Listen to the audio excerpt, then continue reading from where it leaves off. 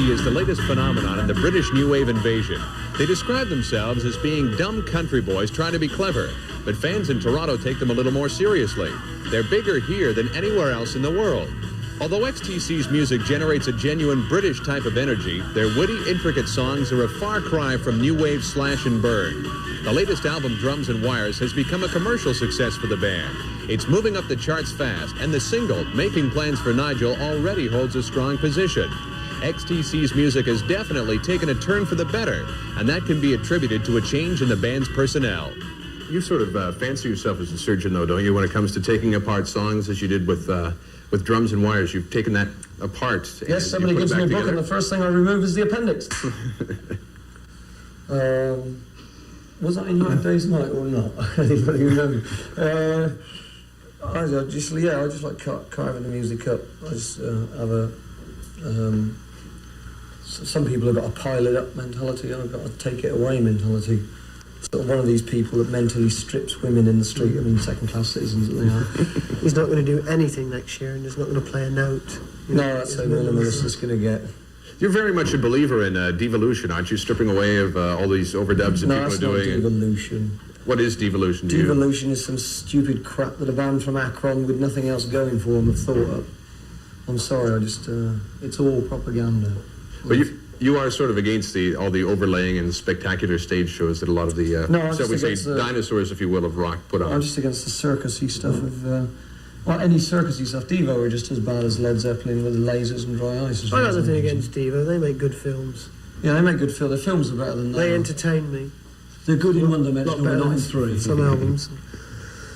Is this one going yet? Yes, they're both going. Is this one going? Let's get in the back of my head. The whole band comes from Swindon, correct?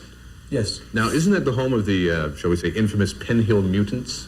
I've heard something about that. That is the home of the infamous Penhill Mutants, yes. What are the Penhill Mutants all about? Me and him come from that said estate. We are from Penhill. We're not mutants. Or I don't consider us... Well, we don't consider ourselves mutants, but it's just strange that so many people with so many deformities and things wrong with their minds should come from one area, or go to one area. It's like a magnet. It just draws all these loonies. He's moved now. It just draws all these loonies together.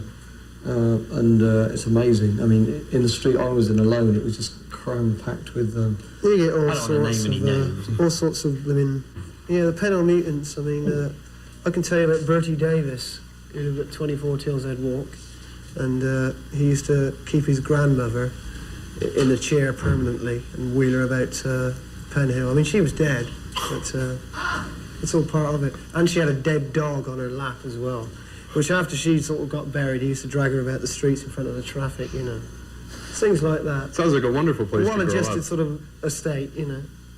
No, for some reason unknown to man, it was just a magnet. Let's move on from this. It was just a magnet for loonies, that's all. Next question. Making Plans for Nigel. What was it about? Nigel, it could have been John, Barry, anybody, you know. Could have been anybody, any name you care to choose, as long as it's English, because in England at the moment, there's something very naughty going on. What is that? Well, this parent sort of saying, we would like you to be so-and-so, so-and-so in a certain job.